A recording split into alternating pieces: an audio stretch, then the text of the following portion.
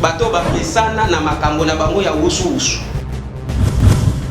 Il dépêche tikali incarnation na ezate. Mutakanga mutezaji justice. Journée lelo émission solo bien to yembeli bino des analystes au dans plateau. Ya solo bien journée lelo pour vous chance ya Rolanda Bango, analyste politique congolais. Bazo bete masolo ya Congo parce que baba congolais ba moni Congo ils ont mbilinga. Congo ya lelo ezaki Congo ya kalate, Congo ya lelo ezana ndenge nango. Ba konzi bazo kota mutu azana ba vision na ye na ba projet na ye, projet de société na ye. Analyste politique, oza na libogo na ya droite na gauche na bino na bandako, tozana tonton Jean-Paul azana analyste politique ya munene et oza liboso na ngai eza bongo José Musangi. Basa ba analyste politique congolais, ba jeune ozo bunda ko lobby bazo apé relève na ba oyo bazo kamamboka oyo. Tonton Jean-Paul, bonjour. Bonjour ndeko mopangisanga. José, bonjour tata. Bonjour ndeko. Boni ba santé. Tekimeza na tongo ya lelo. Otala cadre kitoko boyambeli biyambi biso tokuika kopesa bino kaka ba fleur, jeter bino ba fleur parce que je n'ai pas donné à n'importe qui. Une histoire qui commence comme ça avec un beau cadre comme ça, vraiment longonya mingi. Longonya mingi tonton Jean-Paul.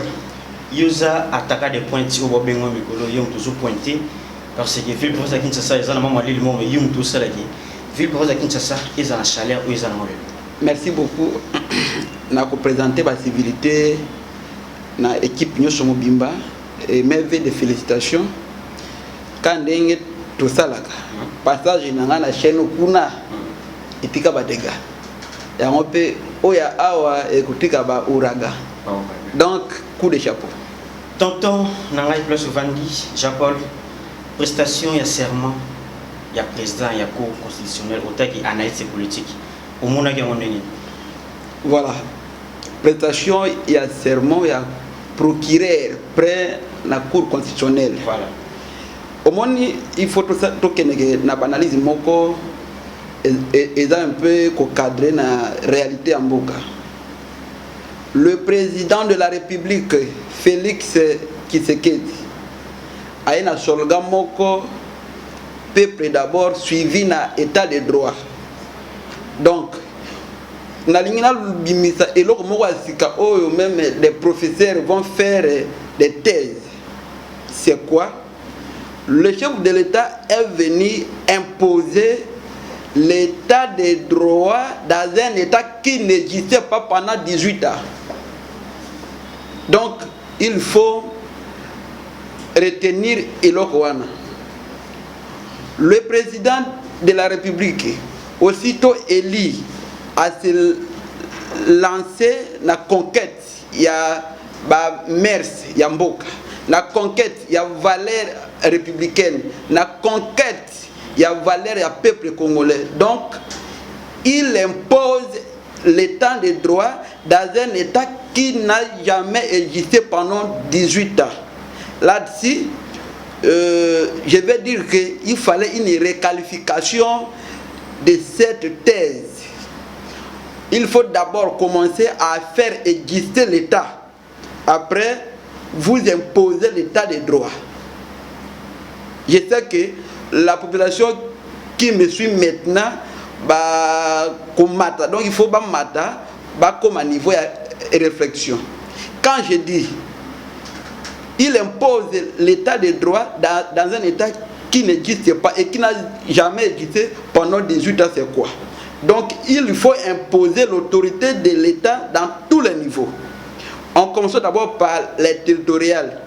Il fallait que l'autorité de l'État soit ressentie dans tous les niveaux. Les chefs de quartier jusqu'au gouverneur, au premier ministre. Mais apparemment, l'autorité de l'État n'est pas établie, n'est pas sentie. Et c'est ça la base de la disparition d'un État. Et vous voyez maintenant, il y a un problème à l'opposition de l'état de droit. Qui dit état de droit, c'est quoi?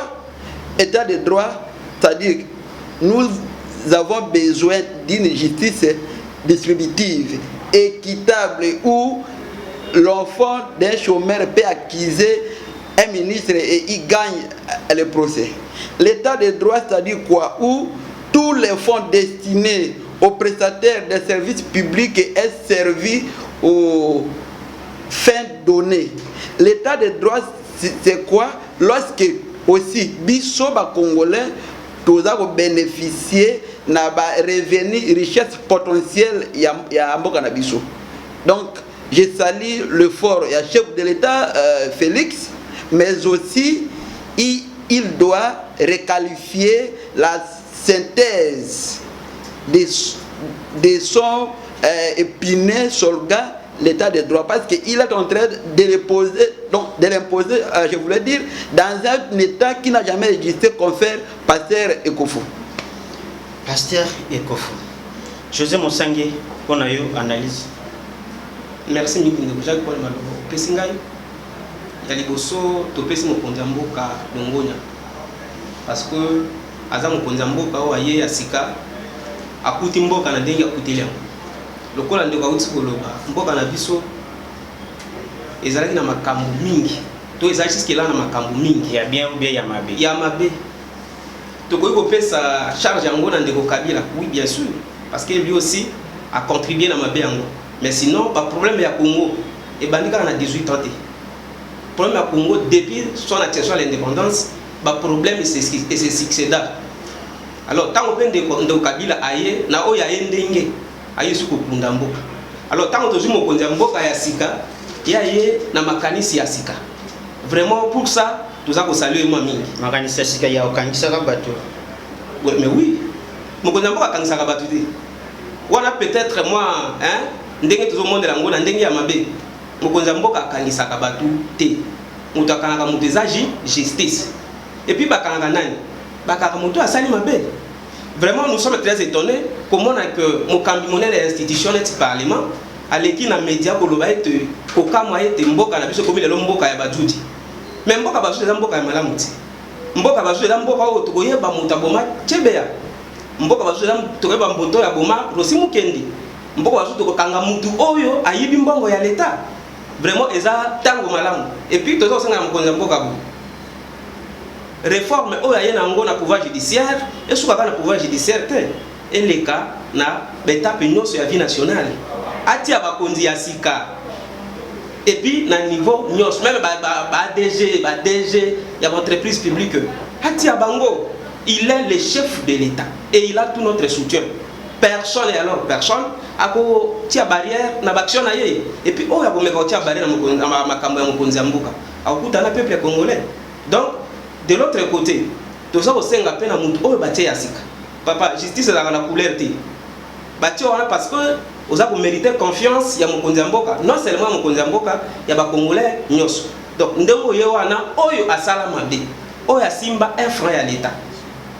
Oyo aboma tozo senga na yo osala musala. Vraiment oza wana ko za injonction ya mutu te, oza wana po ba intimider yo pete, oza wana ko sala musala na yo. Vraiment, coup de chapeau dans mon Konzamboka, peu coup de chapeau na monsieur le procureur prêt à coup constitutionnel ou ya pas outil côté ya sika. Tout ce que la rana de José Moussangé. Makambo ya 100 jours et memi batuna boulouyi qui na ville province ya Kinshasa na Congo mobimba na minute onde tozoloba lobby outil koleka tozalelo to mona kina ba témoin ba ina makambo c'est que oyo emba alanga nzembo moko singa matembele ezolanda bango. Lobby, procès à lobby, au tech et analyste politique. Makambo 100 jours. Il y a un débat sur Vita Kamere, na ba témoin oyo, bazala ki lobby, na prison centrale ya Makala, au tech analyste politique. Merci de Jacques. Makambo ya 100 jours, to koki sur ko mettre ba avis mingité. Parce que makambo wana eza na justice. Tant on dit comme ça na justice, tous autorisé to pesa ba vie parce que tant to pesa ba vie. Donc, ils ont peut-être en faveur, tout soit en défaveur, dans mon moussousou. Mais néanmoins, étant congolais, tu peux mettre moi analyse na biso. Makambo ya 100 jours, c'était un bon projet. Et puis projet on a ya Mokonzamboka et toujours la province nyoso. Mais quand moi était à un certain moment, projet commis bloqué. Pourquoi il commis bloqué? Parce que badongolomisu. Bato ba mesana na makambo na bango ya wusu. Bato ba mesana na makambo na bango apesi yo 10 000 ozongiseli ye 8 000 yo tikali na 2 000 bakoti na makambo yango.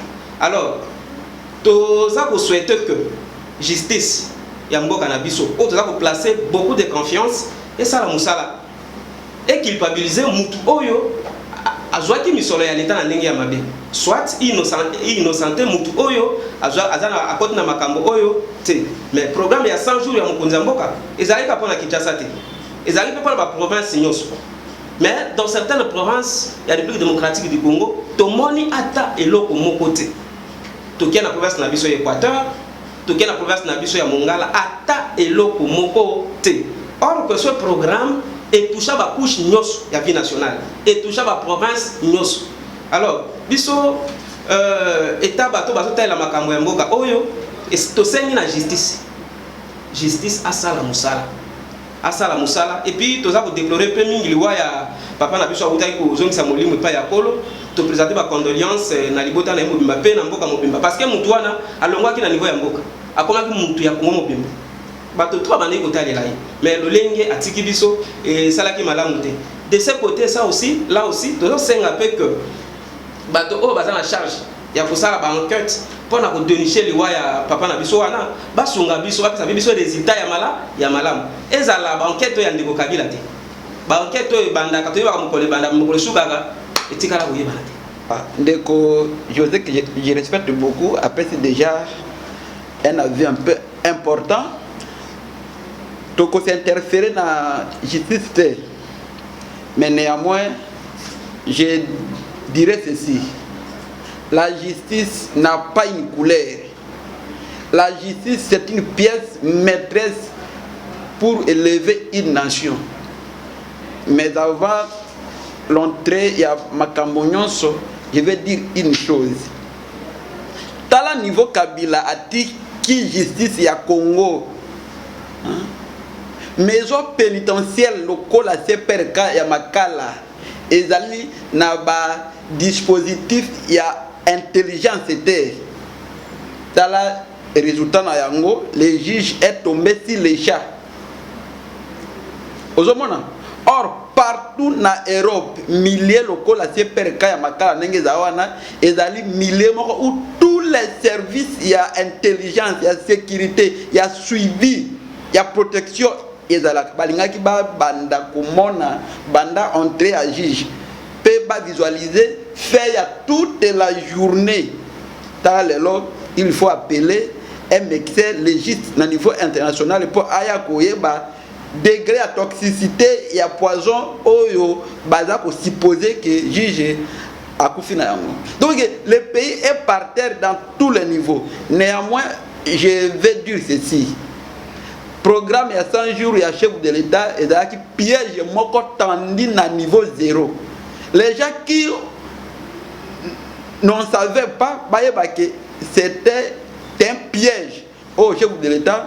Ayaki Koti Awana, ayebaki que les Congolais est habitué à la mafia.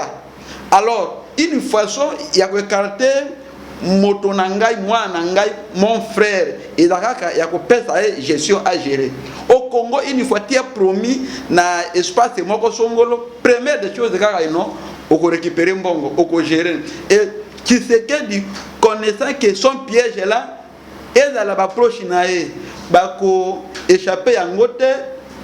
Il a dit, il est temps, je ne peux pas croiser les bras jusqu'à ce que le nouveau gouvernement arrive. Allons dans un programme d'urgence. Et ce programme d'urgence, parce que les chefs de l'État, en tant que personne, c'est une loi.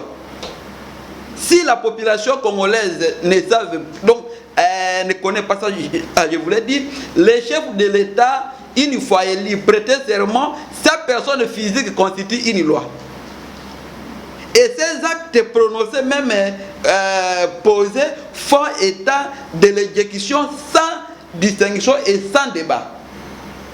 Et c'est pourquoi, au monarchie que Mabunda Ameka Koloba, Cour constitutionnelle est recadré. Mais le procès ici a des tyrans sous dos. Aux Hollandais. Bazako Benda, comme ici, chez Bisso, Bangala Tolobaka. Tango mali les ali moto abenda na kwena e ezana misusu bazali banda o balia wana les noms seront cités comme si oh bakino balobaka singama tembele bakokende longo, et c'est une leçon. Après cause à la piège nasuka et cause à la leçon et ko servir biso ba gestionnaire nyonso baye ba keto différencier mbongo ya l'état na mbongo ya libengana et ya privé. Donc c'est ce que je peux dire. En tant que leader d'opinion, je commence d'abord à poser mes actes. Nazui, na Kibo. La maladie n'a pas de couleur, ni d'amis, ni famille. Il faut tout m'y battre là. Mais aussi, je dirais ceci, il faut tout à la claire. Ce dossier est très complexe à tel point que Ekomema et Tenina Mouyembe na Makala, il y a un désordre organisé. Gabégie financière oyo ezobimawana, c'est-à-dire que tour de Babel.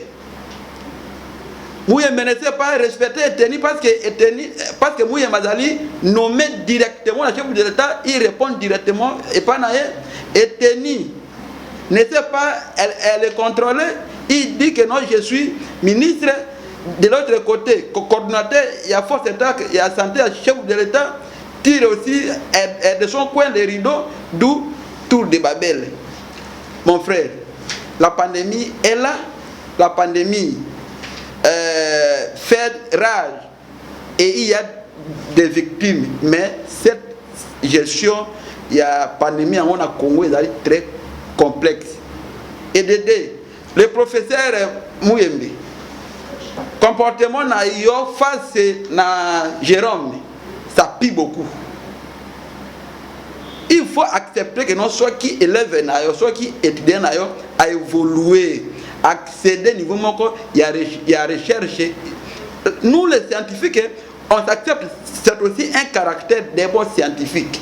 Lorsque je l'avais suivi, bon, il a été reçu par des services. Non, ce n'est pas ça le comportement d'un scientifique. Nous allons le dire parce que cette histoire nous concerne. Et vous voyez que vous avez redevable na ba donyon so ba fonyon so oyo et ba zo pesa gestion nango boko justifier yango.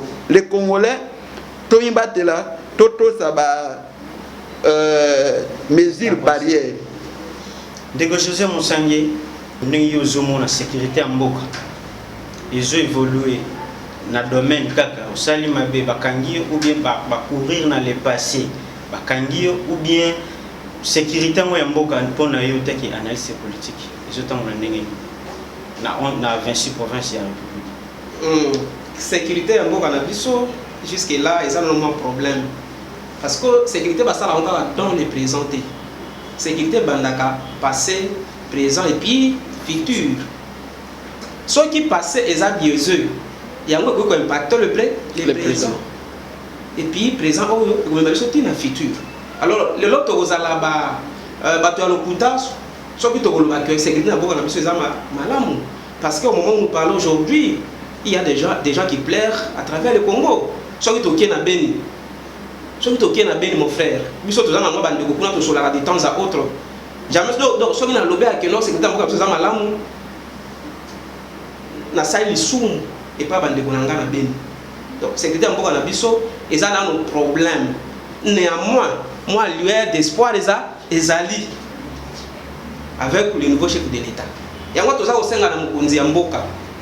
Les domaines où est simbi tout que simba bokonzi na c'est domaine il y a sécurité à traiter en gros avec tout sérieux et à l'animateur oyo il y a ba composante politique té on a ba fi ba ça de ba sangani ba tindeli mutu té à l'ukabatu oyo ba sans compétent batu oyo ba ko sécuriser mboka na biso parce que lorsqu'on parle du Congo comme état on voit la sécurité donc soit qui sécurité zate au monde Brazzaville à côté Ougandais à côté Rwandais à côté et ça sera à ce moment-là perte pour les Congolais donc sécurité mboka na biso jusque là ils ont nos problèmes.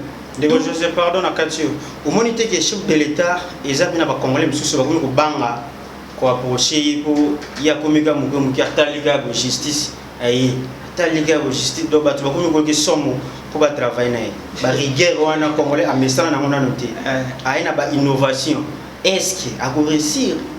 Non, il faut que ça ait la chance. Il faut que ça ait la chance parce que batonga mboka na lolenge wana te. Il y a il faut congolais à mesana bongoté. Mais il faut mesana.